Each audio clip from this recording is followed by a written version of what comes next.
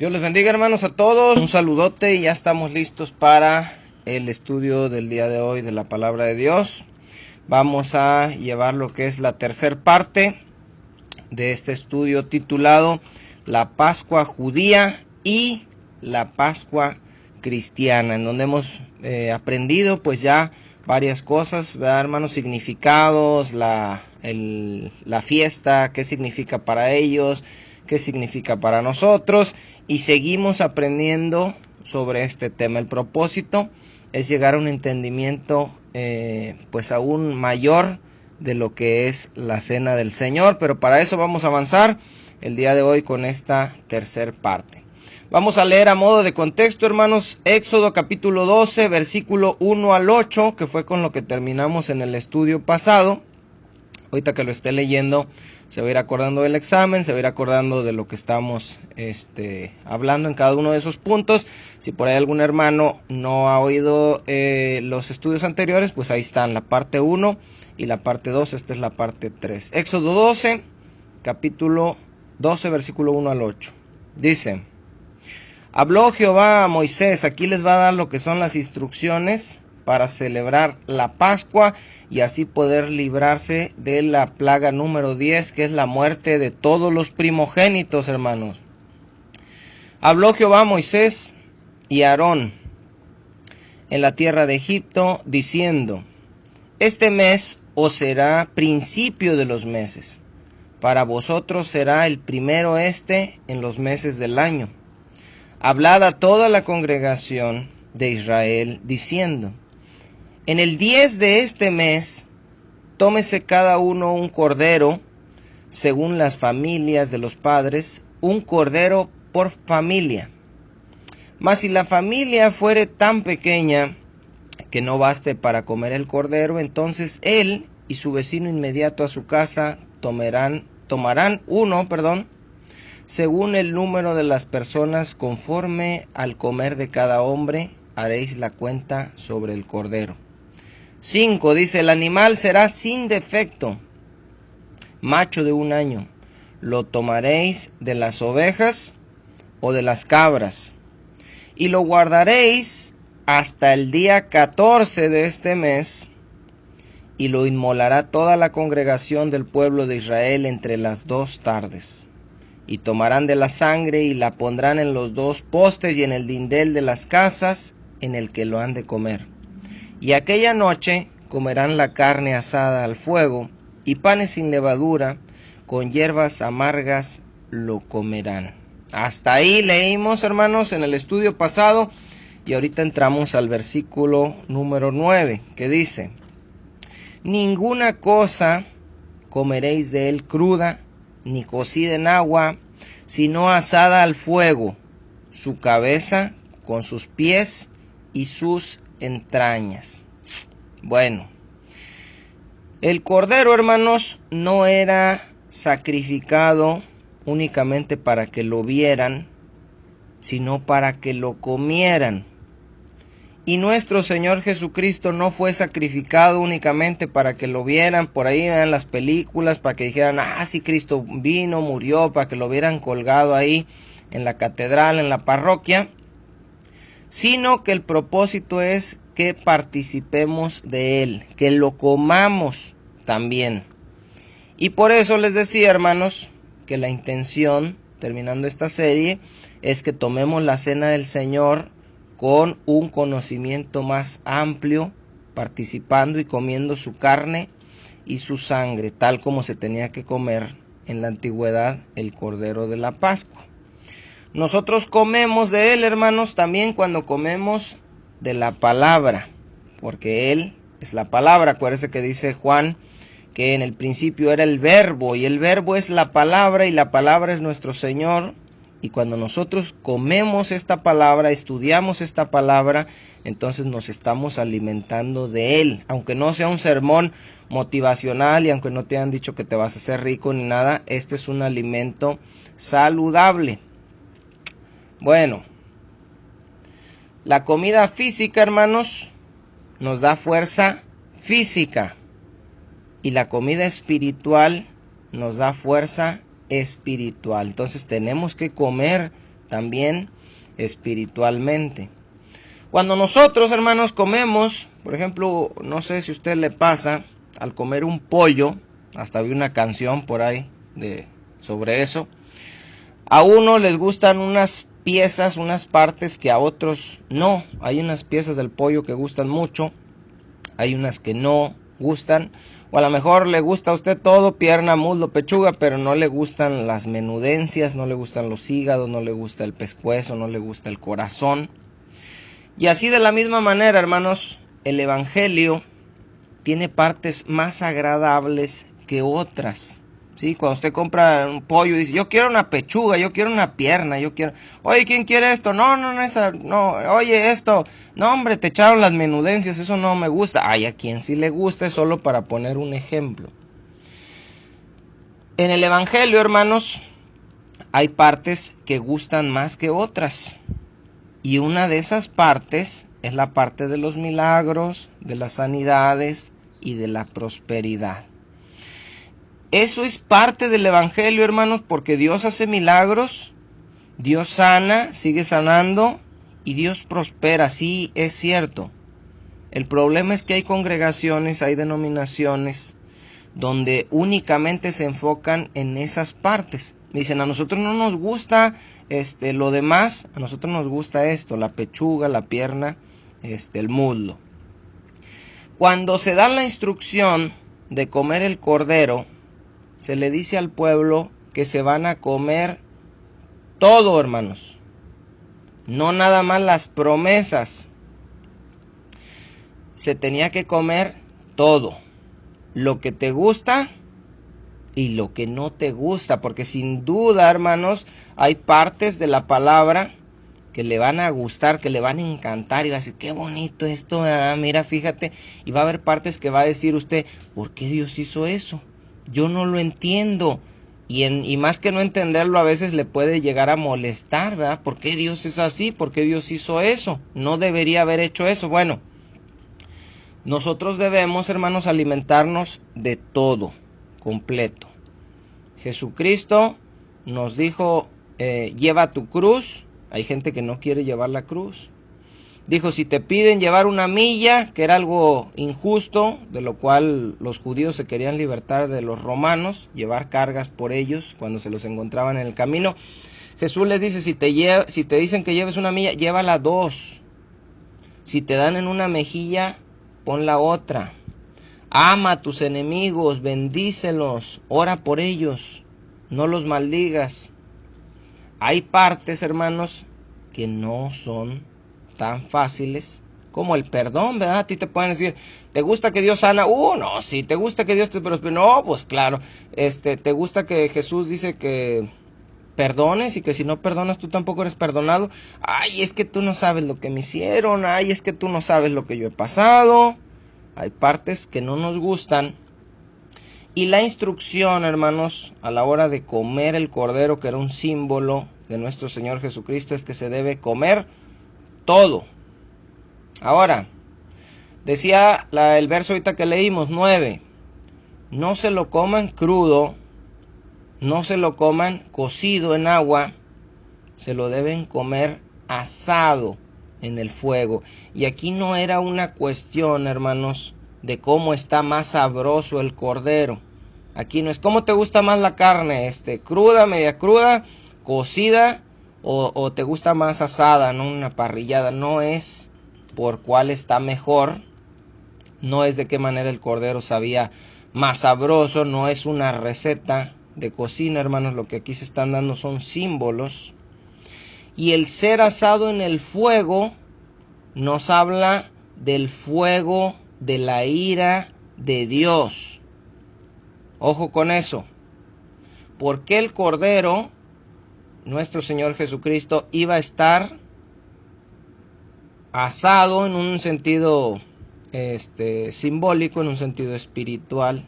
Él iba a ser consumido por el fuego de la ira de Dios. Acuérdese que nuestro Dios, que dice Hebreos, es fuego consumidor. Dice Isaías capítulo 53 versículo 9, el lado B del versículo 9, fíjese lo que dice. aunque nunca hizo maldad, ni hubo engaño en su boca, con todo eso Jehová quiso quebrantarlo, sujetándole a padecimiento. Es decir, Dios decidió que cayera el fuego de su ira sobre su hijo. Entonces eso lo simbolizaba en el Antiguo Testamento con el cordero, que no debía ser comido crudo ni cocido en agua, sino asado en el fuego, por el fuego de Dios con el cual Jesucristo iba a padecer. El fuego, hermanos, de Dios cayó sobre Sodoma y Gomorra, vino sobre los hijos de Aarón, ¿se acuerdan? Nadab y Abiú. El fuego de Dios vino sobre Jerusalén, ¿se acuerda con qué destruyeron cuando destruyeron el templo la primera y la segunda vez? En el tiempo de los romanos o en el tiempo de Nabucodonosor. El juicio de Dios vino con fuego, hermanos. Y ese mismo fuego, esa misma ira de Dios, vino sobre su Hijo Jesucristo. Eso es algo que nos tiene que quedar muy claro, hermanos. Es algo que ya sabemos, pero que lo debemos meditar y comprender aún más. No es que Jesús vino y los romanos lo agarraron, los judíos se descuidó y qué malos fueron, no. Dios había hecho un plan y había predeterminado todas las cosas, la traición de Judas, la negación del pueblo, todo tal cual pasó, para que al final Dios pudiera derramar su ira contra el santo, contra el justo, para después podernos justificar a nosotros. Fíjese bien, porque todo aquel, hermanos, que desprecia a Jesucristo, sobre Jesucristo ya cayó el fuego de la ira de Dios que debía caer sobre nosotros. Pero si usted lo desprecia, si usted lo menosprecia, si usted vive el cristianismo a su manera, entonces desprecia a Cristo y al final de cuentas el fuego de la ira de Dios va a tener que caer sobre usted. Aquí no hay más que dos opciones, hermanos. Recibir el fuego de la ira de Dios al haber despreciado a Cristo, o librarnos del fuego de la ira de Dios al haber creído en Cristo, en el cual cayó el fuego de la ira de Dios. Pero el fuego de la ira de Dios tiene que caer, porque Dios es justo. Ya sea que haya caído sobre su Hijo, que no había hecho pecado para podernos librar a nosotros, o ya sea que lo despreciemos y al final caiga sobre nosotros. Pero el fuego de la ira de Dios tiene que caer, hermanos.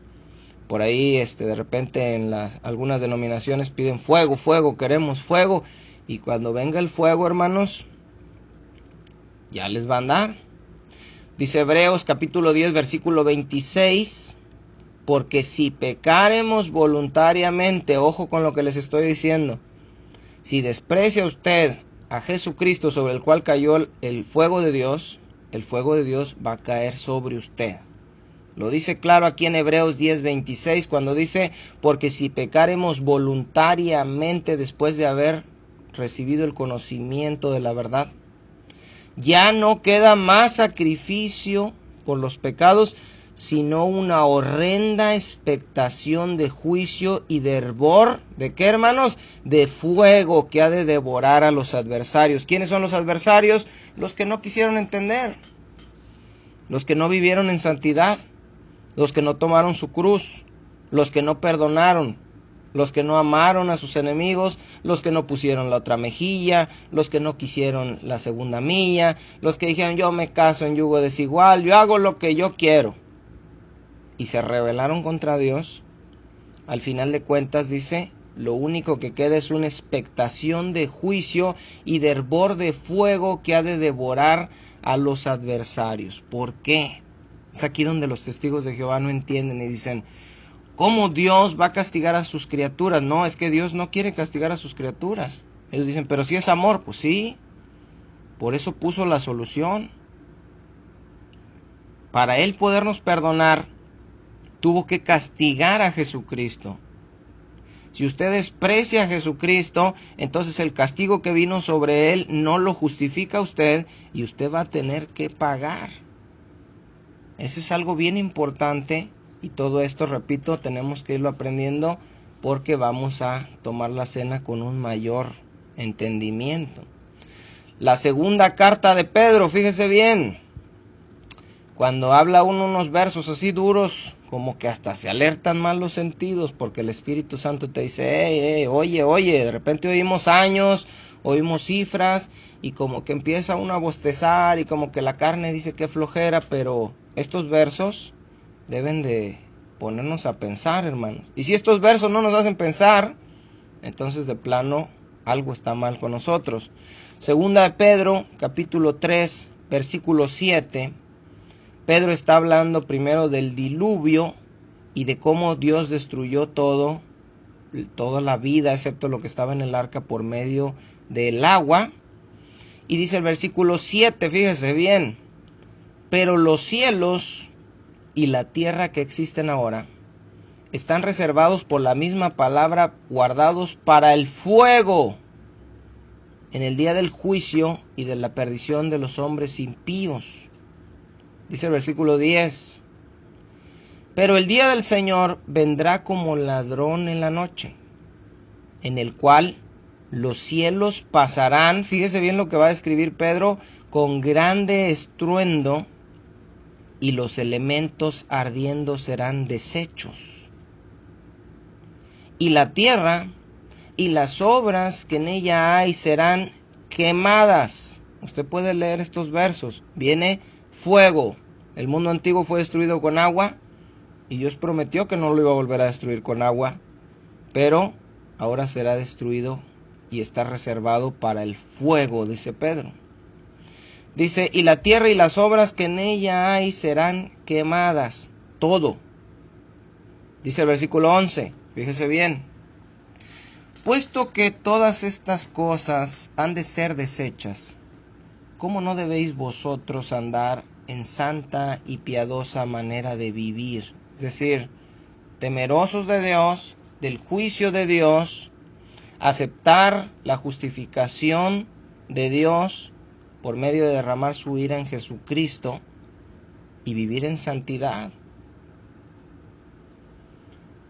Dice, versículo 12, esperando y apresurándonos para la venida del día de Dios, en el cual los cielos encendiéndose serán deshechos y los elementos siendo quemados se fundirán.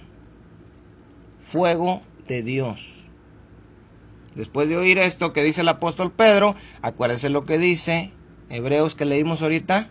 Si pecaremos voluntariamente, ya no queda más sacrificio por los pecados y solo queda una horrenda expectación de juicio y de hervor de fuego que ha de devorar a los adversarios. Es esto mismo que está hablando Pedro. El fuego de Dios viene sobre todos aquellos que se hayan rebelado y solo seremos librados aquellos que hemos creído en Jesucristo. ¿Por qué? Porque el fuego de Dios y la ira de Dios ya cayó sobre él para podernos perdonar a nosotros. Eso era lo que significaba en el Antiguo Testamento, que el cordero no debía ser comido crudo ni cocido en agua, sino asado en el fuego. Eso es muy importante, hermanos. Dice el versículo 10, regresamos a Éxodo 12. Ninguna cosa, dice, dejaréis de él hasta la mañana, y lo que quedare hasta en la mañana lo quemaréis en el fuego. ¿Ve? Otra vez aparece ahí el fuego. Dice el versículo 11, está hablando del cordero de la Pascua. Y lo comeréis así: ceñidos vuestros lomos, vuestro calzado en vuestros pies, y vuestro bordón en vuestra mano, y lo comeréis apresuradamente. Es la Pascua de Jehová. Dice que ellos, hermanos, deberían estar listos cuando lo comieran. ¿Por qué? Porque ellos iban a comer el cordero, el ángel de Dios iba a pasar matando a los primogénitos, y ellos debían estar listos con fe, creyendo que cuando pasara esa plaga, Faraón los iba a dejar ir y esa noche iban a salir Todos. ¿Esto qué simboliza, hermanos? Dice Lucas capítulo 12, versículo 35, que todos nosotros debemos estar listos. ¿Está listo usted, hermano? Si el Señor viene hoy, ¿está listo hoy? A lo mejor muchos pueden decir que sí, y están seguros que sí. Otros pueden decir que sí, pero por dentro dicen, pues no, la verdad es que no. Y otros de plano pueden quedarse callados, hermanos, porque su conciencia les da testimonio de que no están listos. Dice Lucas capítulo 12, versículo 35, refiriéndose a esta parte: estén ceñidos vuestros lomos. ¿Ve? Era como tenía que estar el pueblo comiendo en la Pascua, preparados, listos para salir. Bueno, espiritualmente el cumplimiento es que nosotros debemos estar listos, hermanos, preparados, no dormidos. Y aquí muchos interpretan con las veladas que debemos estar despiertos en la noche y cosas literales. No, hermanos, está hablando espiritualmente, estar listos. Dice, estén ceñidos vuestros lomos y vuestras lámparas encendidas, y vosotros sed semejantes a hombres que aguardan a que su Señor regrese de las bodas, para que cuando llegue y llame, le abran enseguida. Teníamos que estar listos, hermanos, para cuando venga el Señor, estar con nuestras lámparas listas, estar ceñidos. Está hablando espiritualmente de estar preparados. Fíjese bien, ellos tenían que escoger al cordero el día 10, tenían que sacrificarlo el día 14, tenían que poner la sangre en la puerta, tenían que estar preparados, vestidos, listos para salir. Pero ¿qué tal, hermanos? Les voy a poner un ejemplo. Esas son las instrucciones que Dios les dio.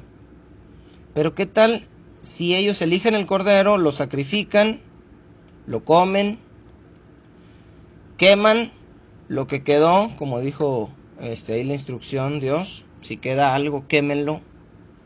Y si no hubieran puesto la sangre, hermanos, en la puerta,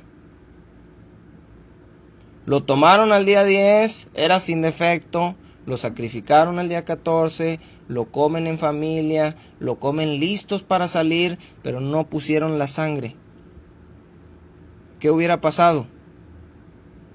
Hubieran recibido el juicio de Dios. Ahora, ¿qué hubiera pasado si agarran al cordero y el cordero que agarraron está enfermo?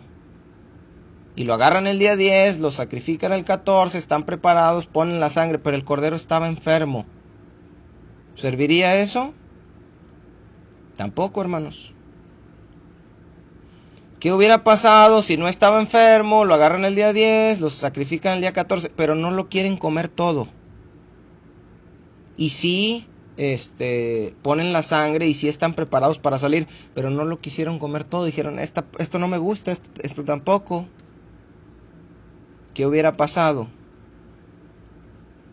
O si hacen todo correcto, pero no están listos para salir, no están preparados, no están ceñidos. ¿Qué hubiera pasado, hermanos? ¿Por qué les pongo estos ejemplos? O les voy a poner otro. Están preparados, ponen la sangre, agarran al cordero, no tiene defecto, lo toman el día 10, lo sacrifican el 14, todo bien, pero comen panes con levadura. ¿Qué hubiera pasado? Tampoco funciona así, hermanos.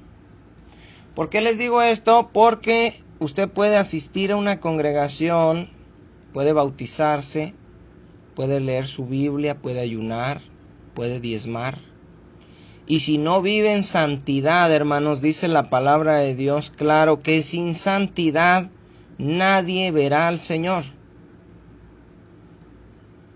Entonces, la vida cristiana no consiste en hacer unas cosas y otras no. No dices, no, sí, yo voy al templo, yo tengo años yendo al templo, yo me bauticé, yo hice mi oración de fe, yo diezmo, yo ofrendo, pero es todo completo, hermanos. Acuérdense en los ejemplos que ahorita les puse. Si una cosa les hubiera fallado, si el animal estaba enfermo, si el pan hubiera sido con levadura, si no hubieran estado preparados, si no ponen la sangre, si un montón de cosas, donde como quiera el juicio de Dios iba a venir sobre ellos. Y nosotros podemos hacer un montón de ritos y poder aparentar y que todos digan, estos también están celebrando la Pascua, pero si no hacemos algo, hermanos, como comer el pan sin levadura, sabiendo que se refiere a vivir en santidad, a dejar atrás la vida pasada, la hipocresía, la envidia, los celos, los pleitos, entonces al final de nada sirve todo lo demás que se hizo. Dice el versículo 12, pues yo pasaré, dice Dios, aquella noche por la tierra de Egipto y heriré a todo primogénito en la tierra de Egipto, así de los hombres como de las bestias, y ejecutaré mis juicios en todos los dioses de Egipto. Ese era el propósito, hermanos. Dios quería juzgar a todos los dioses de Egipto. No, que el Nilo es Dios, órale, ahí está su Nilo, sangre. No, que el faraón es Dios, es el Dios Sol, ahí está su Dios, 3 días de oscuridad. No, que las ranas son Dios, ahí están sus ranas, lleno de ranas. No, que los primogénitos son dioses y que el hijo de faraón es el primogénito. Ejecutó sus juicios sobre todos los dioses de Egipto. Dice el versículo 29. Fíjese bien. Y aconteció, dice, después de que ya les dio todas las instrucciones, ahora sí viene lo bueno. Y lo mismo va a pasar con nosotros, hermanos. Ya se nos dijo, estén ceñidos, estén preparados, tengan sus lámparas encendidas. No saben a qué hora va a venir el Señor. Sin santidad nadie verá al Señor. Y un montón de advertencias que tenemos, porque va a venir el día. Si somos obedientes con Dios, vamos a librar ese juicio final, porque esta es la plaga final. Pero si no somos obedientes, hermanos, nos vamos a ir entre los demás. Dice, y aconteció que a la medianoche Jehová hirió a todo primogénito en la tierra de Egipto, desde el primogénito de Faraón que se sentaba sobre su trono, hasta el primogénito del cautivo que estaba en la cárcel, y todo primogénito de los animales. Esta es una sombra, hermanos, del juicio final sobre ricos y pobres, libres y esclavos, todos por igual. Ahora, Dios había dicho, Moisés, hagan esto y esto porque yo voy a pasar y voy a herir, voy a matar a todos los primogénitos de todas las casas donde no hayan hecho esto, humanos y animales. Y por ahí, ¿verdad? Si había algún testigo de Jehová que hubiera viajado en el pasado, a lo mejor les hubiera dicho, no, miren, Dios no puede castigar a sus criaturas. Dios dijo que iba a hacer eso, pero pensamos que a lo mejor pues lo dice, ¿verdad? Como un papá, así puede amenazar, pero de que lo haga, pues no, porque Dios es bueno. ¿Qué pasó, hermanos? ¿Dios dijo que iba a hacer eso? ¿Lo hizo o no lo hizo? Sí lo hizo, hermanos. Y como símbolo del juicio final sobre el mundo, debemos entender que Dios dijo que va a venir, que los elementos ardiendo van a ser desechos, que todo va a ser fundido y consumido por el fuego, y que aquellos que hayan rechazado la salvación que Dios ofreció, ya no queda más que una horrenda expectación de juicio y de hervor de fuego que ha de devorar a los adversarios. Y muchos piensan que no lo va a hacer. Y eso es no conocer a Dios, hermanos. Porque los que conocemos a Dios debemos saber que Él, si algo le es fiel, esa es su palabra. Y si Él dijo que va a hacer algo, es porque lo va a hacer. Eso no nada más aplica a la hora de las promesas y de los milagros. No, Dios dijo, Dios me dio una promesa, Dios me dio... Sí, Dios nos dio una promesa también, que viene el juicio final y van a ser arrojados al lago de fuego todos aquellos que despreciaron la salvación de Cristo. Y no estamos hablando de los que se quedaron afuera de las iglesias nada más, sino de los que estaban adentro y también estaban jugando chueco. Dios lo va a hacer. No se engaña que a lo mejor no, que a lo mejor no pasa, que a lo mejor Dios cambia de parecer, que a lo mejor Dios es bueno y no va. Dios es bueno. Por eso nos está ofreciendo la salvación en Cristo. Dice la Biblia, si oyeres hoy su voz, no endurezcas tu corazón. Porque no sabemos si es la última vez que podemos estar oyendo esta advertencia de parte de Dios antes de terminar en el castigo eterno. La parábola, hermanos, de las 10 vírgenes dice que se escuchó un grito. ¿Se acuerda? ¿Cuándo se escuchó el grito? Cuando ya se habían dormido las 10 vírgenes. ¿Y qué horas eran? La medianoche. Jesucristo dijo, yo voy a venir como ladrón en la noche. Y aquí el juicio final sobre Egipto, ¿a qué horas fue? A las 12 de la noche. Esto no quiere decir, hermanos, que Jesús va a venir a las 12 de la noche. Aunque no lo sabemos, pero no lo puedo afirmar. Lo que quiere decir es que va a venir en un tiempo de oscuridad, refiriéndonos a la maldad del mundo, en primer lugar, y en segundo lugar, en que va a venir a la hora que usted no se imagina. Ya pasó esta semana lo de que andaban ahí que un Mesías en Jerusalén, ya les expliqué, es falsa esa información, hay que estar al pendiente de ese personaje, pero no es cierto que lo reconocieron como Mesías. Pero si de repente Israel reconoce a alguien como Mesías, en ese momento empieza a correr el reloj hacia atrás. Y eso puede pasar de un momento a otro. Y muchos se confían y dicen, no, pero ahorita no, todavía no hay templo, ni hay... En un momento a otro. No sabemos. Dice el versículo 30. Bueno, antes de leer eso, hermanos, se refiere a lo mismo de estar preparados. Vino el juicio de Dios sobre Egipto y el pueblo de Dios tenía que estar, ¿cómo? Preparado. Habiendo sido marcadas sus casas con la sangre del cordero, habiendo comido al cordero, habiendo comido panes sin levadura, que todos son símbolos que debemos de entender y vivir en nuestra vida cristiana. El juicio de Dios viene sobre este mundo y nosotros tenemos que estar preparados, ceñidos, con nuestras lámparas encendidas, viviendo en santidad, con panes sin levadura, hermanos, habiendo participado de la sangre de Cristo, comiendo su carne, que es la palabra. Acuérdense que no puede hacer una cosa y dejar otra. Dice el versículo 30, fíjese bien. Y se levantó aquella noche Faraón. ¿Cuál noche? Pues la noche que pasó el ángel matando a todos los primogénitos. Y se levantó aquella noche Faraón, él y todos sus siervos y todos los egipcios. Y hubo un gran clamor en Egipto, porque no había casa donde no hubiese un muerto. ¿Se imagina, hermanos? A las 12 de la noche pasó Dios matando a todos los hijos primogénitos. Podían tener 15 años, 17 años, 12 años, 5 años, no sé, mientras fuera el primero, el mayor de cada casa, murió.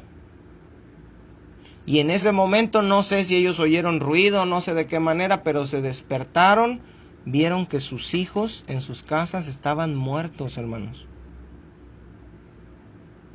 Y a esa hora de la noche clamaron y gritaron en cada una de las casas. Quiero que se imagine Egipto, 12 de la noche, un muerto en cada casa y los gritos de todas las familias. ¿Qué dice la Biblia cuando venga Jesús? Y aquellos que no estuvieron preparados, aquellos que se rebelaron, aquellos que estaban jugando, ahí será el lloro y el crujir de dientes, el clamor, el juicio, la desesperación. Imagínense esa escena con todos los primogénitos muertos en las casas. Ahora, estamos viviendo un tiempo, hermanos, donde por familia, no refiriéndonos a una familia chica, sino a una familia por apellido, casi en todo el mundo hay un muerto por familia. Y muchos hermanos interpretan, muchos cristianos, mal, porque piensan que van a ser librados del juicio de Dios solo porque dicen, me cubro con la sangre de Cristo. Y usan la sangre de Cristo como un conjuro. La sangre de Cristo tuvo una función que era la remisión, el pago por nuestros pecados. Pero no es me cubro con la sangre de Cristo. ¿Por qué les digo esto? Porque muchos están juzgando y ahorita dicen, se murió un familiar tuyo, sí. Pues es que no estabas protegido con la sangre del Cordero. Y dicen, yo estoy protegido con la sangre del Cordero. Yo he convivido con gente con COVID y no me pasa nada. No, hermanos, es pura gracia y misericordia. Pero no funciona así. Se los he dicho varias veces y se los voy a repetir en esta. Muchos cristianos fieles y verdaderos han muerto en este año de pandemia. No era por pecado y no era por otra cosa. No debemos confundir esto. Porque se agarra esto y dicen, mira, ¿sobre quién vino? Si agarramos esto, hermanos, y lo aplicamos a la pandemia, ¿sobre quién vino la muerte? Sobre los que no estaban con la sangre de Cristo, sobre los que no eran parte del pueblo de Dios, sobre el mundo. Entonces podemos sacar un montón de interpretaciones equivocadas. No es así, hermanos. Estamos hablando de esto como una sombra, una figura del juicio final de Dios que va a venir sobre todos aquellos que no creyeron en Cristo. Pero no podemos interpretar que toda casa donde ha habido un muerto en estos tiempos, en este año, ha sido porque no eran cristianos. Eso es falso. Y eso no proviene de Dios, hermanos.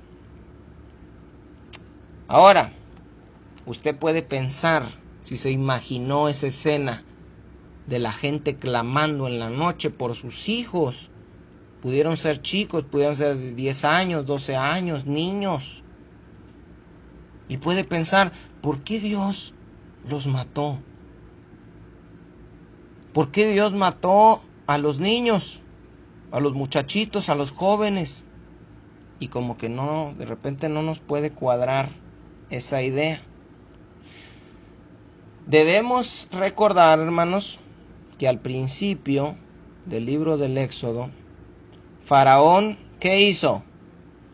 Hizo que las parteras, había dado esa orden, mataran a todos los varones que nacieran de los hijos de Israel. ¿Se acuerda?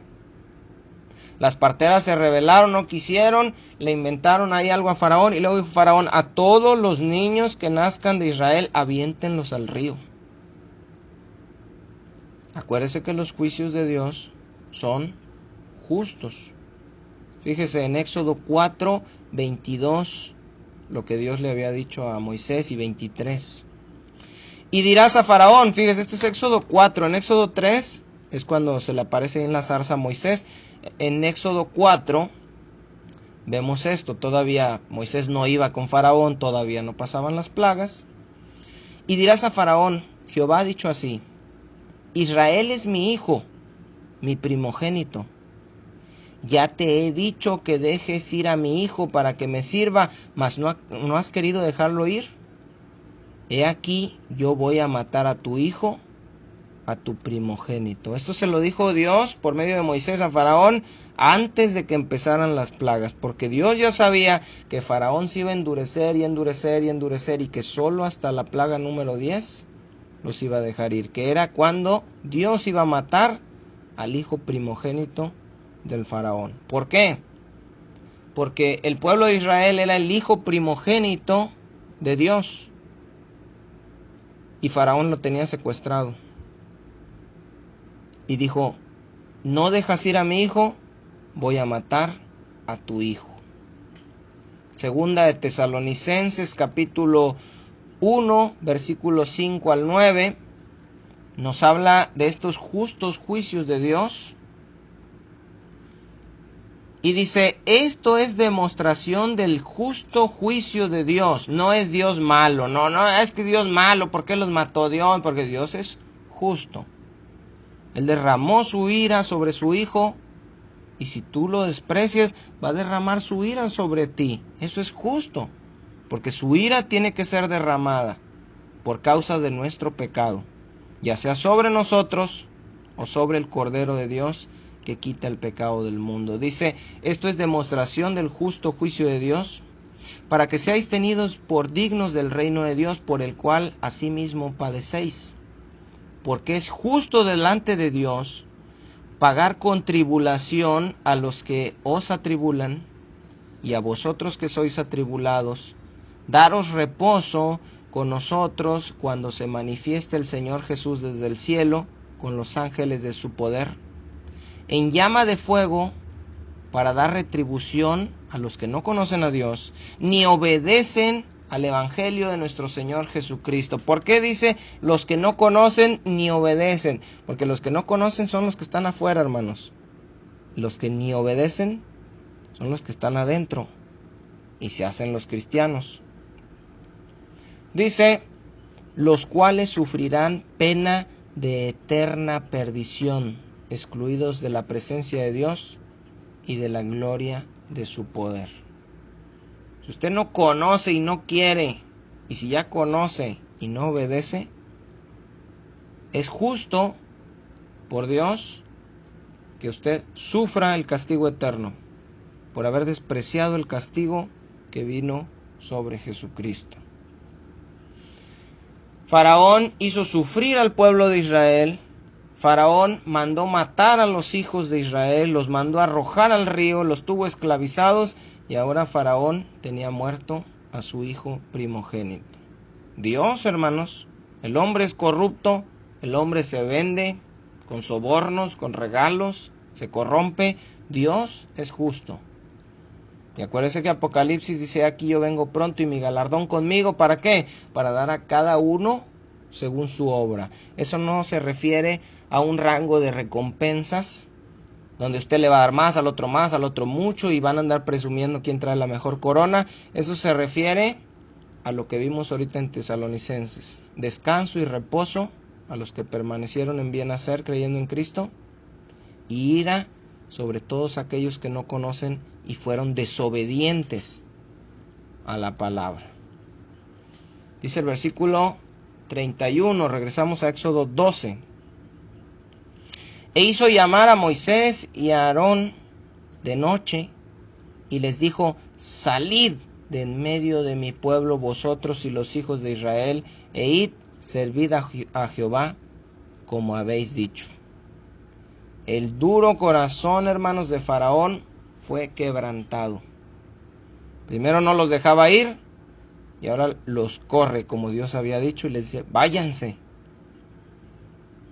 Al final, hermanos, se hace la voluntad de Dios, por las buenas o por las malas. ¿Se acuerdan lo que vimos esa vez con Jacob cuando estaba luchando con el ángel? Bueno, aquí hay otro ejemplo. Dios quiere liberar a su pueblo y Dios va a liberar a su pueblo. La voluntad de Dios, te guste o no, Dios la va a hacer en tu vida. Y si te resistes, para poderla hacer, primero te va a tener que quebrantar. Y al final va a terminar haciendo su voluntad, porque Él es soberano y Él es rey. Nosotros no. ¿Cuántas personas, hermanos, hay duros como Faraón, que les tienen que venir un montón de cosas, un montón de pruebas, una tras otra, a fin de ser quebrantados y a fin de reconocer a Dios?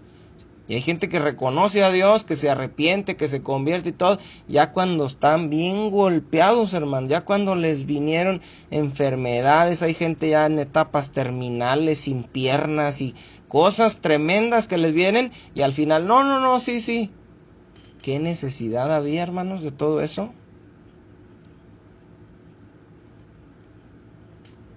Ahora, Faraón les dice algo muy importante. Fíjese bien. Dice, te los voy a leer otra vez. El 31 hizo llamar a Moisés y a Aarón de noche y les dijo, salid de en medio de mi pueblo, vosotros y los hijos de Israel, e id y servid a Jehová. Este es un punto muy importante. El pueblo de Israel estaba en la esclavitud del pecado, eran esclavos del pecado, eran propiedad del faraón, que simboliza siervos de Satanás, esclavizados al pecado conforme a la corriente de este mundo.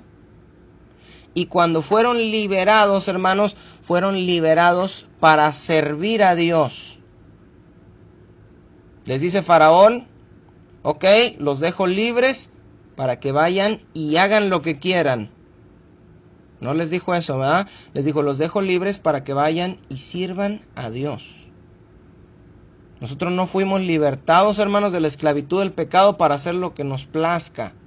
Porque hay gente que se viste como quiere, que andan con minifaldas, que andan en trajes de baño diminutos y dicen, no, Dios me hizo libre, y confunden esa libertad.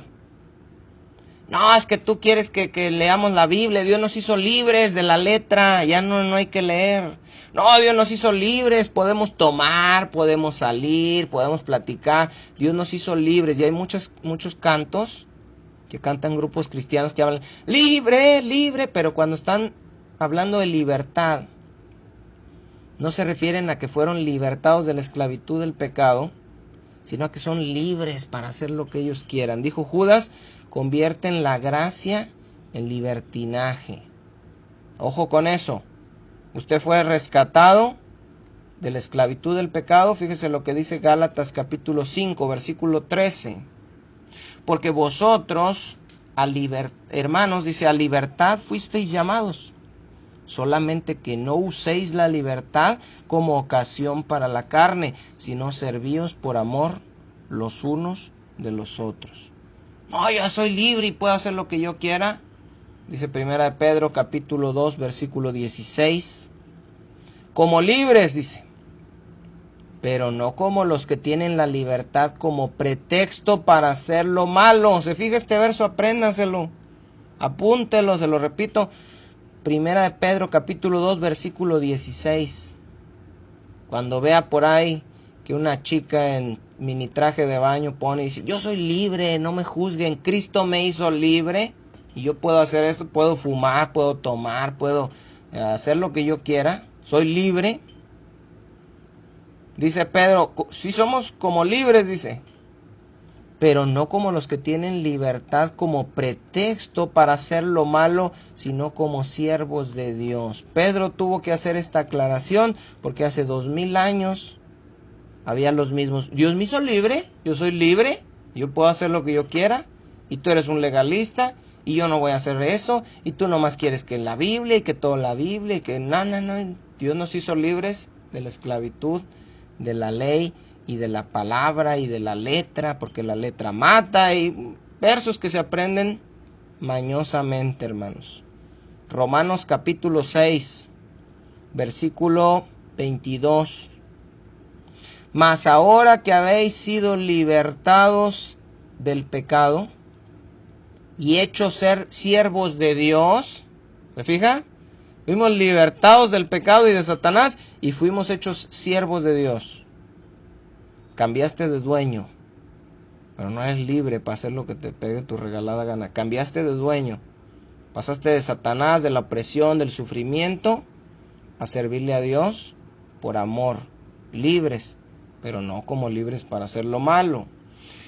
Dice, mas ahora que habéis sido libertados del pecado y hechos siervos de Dios, tenéis por vuestro fruto, es decir, es lo que tienes que vivir ahora en tu vida, la santificación, y como fin, la vida eterna. ¿Qué es lo que tenemos que hacer, hermanos, en Cristo? Santificarnos más. Éxodo capítulo 12, versículo 32. Tomad también vuestras ovejas y vuestras vacas, como habéis dicho, e idos y bendecidme también a mí. Faraón se humilló, hermanos, al pedir la bendición de Dios. Era humillante para él, porque para él, según él y según los demás, él era Dios. Al final, cuando los deja ir, dice, bendíganme. ¿Cómo Dios va a pedir bendición? Pero él vio, hermanos, que él no era Dios. Y que el Dios de Israel, ese era el verdadero Dios. Y pidió bendición de él. Nosotros, hermanos, cuando no creemos en Cristo, somos como Faraón. Pensamos que somos Dios. Y hacemos nuestra voluntad y no queremos que nadie nos mande y no queremos que nadie nos diga. Y por eso te dicen, ven a Cristo, y dices, ¿quién es Cristo? ¿Quién es Dios? Yo no lo conozco. El único Dios aquí soy yo. Yo hago lo que yo quiera. Yo he trabajado, yo he hecho, todo lo he hecho por mí. Y Dios nos quebranta, hermanos, y nos demuestra que no éramos dioses, que Dios es Él, nada más. Dice el versículo 33. Y los egipcios apremiaban al pueblo, los apuraban, dice, dándose prisa a echarlos de la tierra, porque decían, todos somos muertos. Dice el 34. Y llevó el pueblo su masa antes que se leudase, sus masas envueltas en sus sábanas sobre sus hombros. ¿Se fija cómo se llevaron la masa? Antes de que se leudase, no hubo ni chance de que se leudara, ya les había dicho Dios que iban a comer sin levadura, pero aún así no hubo tiempo ni que se leudara la masa, y se la llevaron en sus hombros envueltas en sábanas.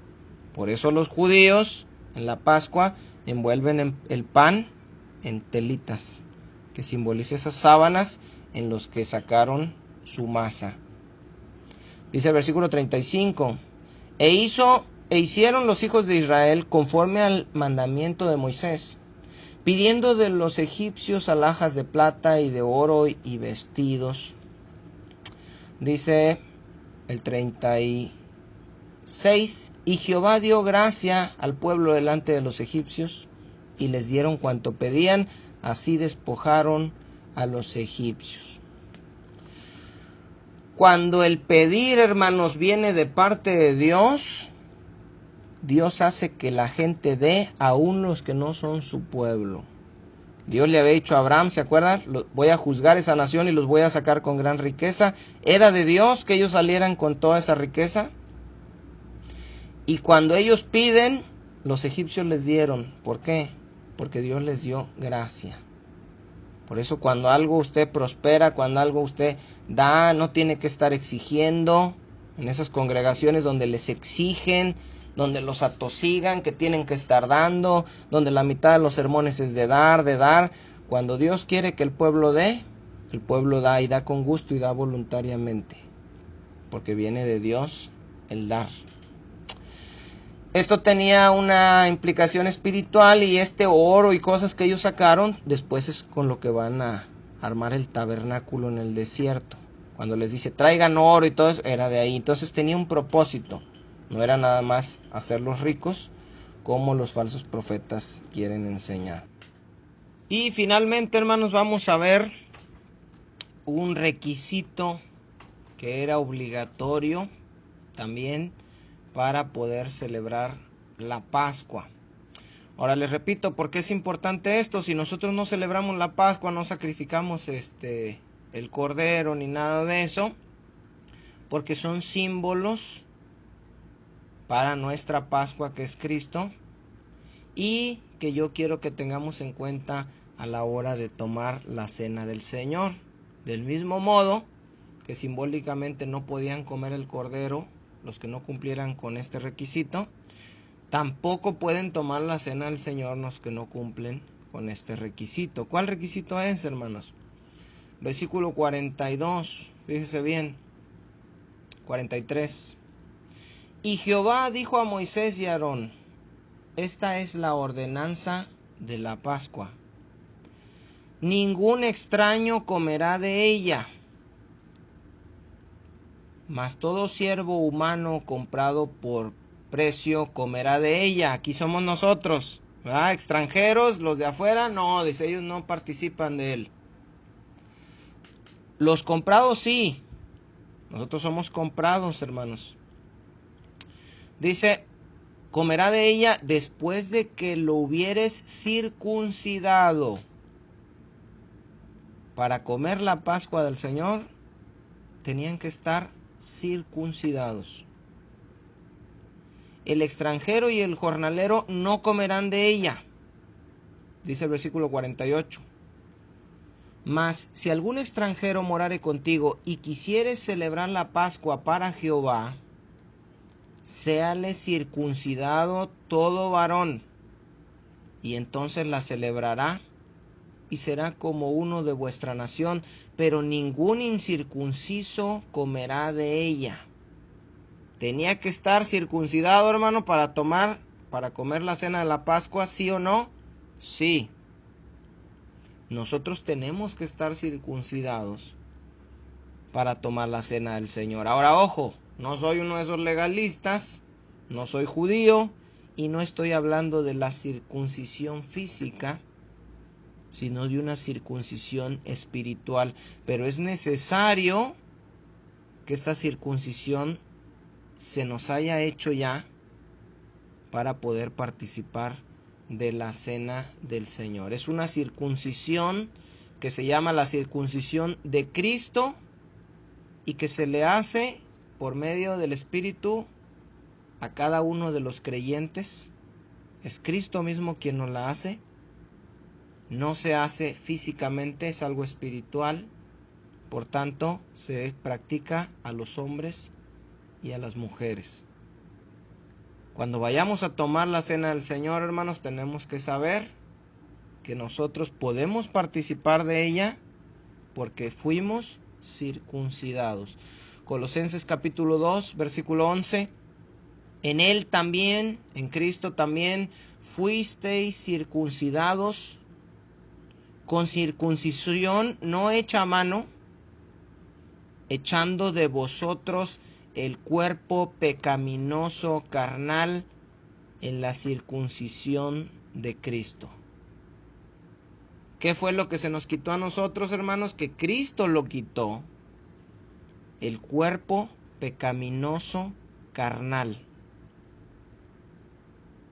Usted no puede tomar la cena del Señor si Cristo no le ha hecho esta circuncisión. Y esa es la razón triste por la cual a la hora de tomar la cena, muchas denominaciones o no van el día que va a haber la cena o no se paran de sus asientos porque saben que no han sido circuncidados y no pueden participar, hermano. Estoy hablando espiritualmente. Romanos capítulo 2 versículo 28 y 29, Pablo explica esto y dice: pues no es judío el que lo es exteriormente, ni es la circuncisión la que se hace exteriormente en la carne. Eso era en el Antiguo Testamento, en el Nuevo no. Sino que es judío el que lo es en lo interior. Y la circuncisión es la del corazón, en espíritu, no en letra. La alabanza del cual no viene de los hombres, sino de Dios. Dios ya había dicho en el Antiguo Testamento, en Deuteronomio capítulo 36, dice: y circuncidará Jehová tu Dios tu corazón y el corazón de tu descendencia, para que ames a Jehová tu Dios con todo tu corazón, y con toda tu alma, a fin de que vivas. El pueblo, hermanos, tenía que estar circuncidado y nosotros tenemos que estar circuncidados. Debemos irnos preparando para tomar la cena del Señor con mayor conciencia y para volvernos pues a reunir otra vez, hermanos. Ya saben ahorita que se atravesó esta semana una circunstancia y no se pudo, pero primero Dios, la próxima semana nos estaremos reuniendo así, ya si el Señor lo permite. Por lo pronto, hermanos, les mando un saludote a todos. Prepárense para el examen. Estoy recibiendo todos los exámenes de las prédicas pasadas. Si alguien por ahí nos está escuchando, no es parte de la congregación y dice: oye, llevan un examen ahí, yo quiero, déjenos ahí déjenos un mensaje ahí en YouTube. Yo estoy hablando del Facebook. Y con todo gusto les hacemos también las preguntas. Si alguien tiene alguna pregunta específica que no vaya con el tema o respecto a esto, oiga hermano, esto, si está en nuestras posibilidades, trataremos de darle una explicación basada en las escrituras. Cualquier cosa que usted tenga una duda, si llegó hasta este punto del video y dice, yo quisiera saber esto, siempre he tenido la duda, pero no lo han explicado, o lo pasó muy rapidito y no entendí, o no lo explicó y sí leyó el verso, no sé hermano, déjenos ahí la pregunta y estamos para servirles. Un saludote a todos hermanos, que Dios me los bendiga, síganse cuidando y nos vemos primero Dios en el próximo estudio.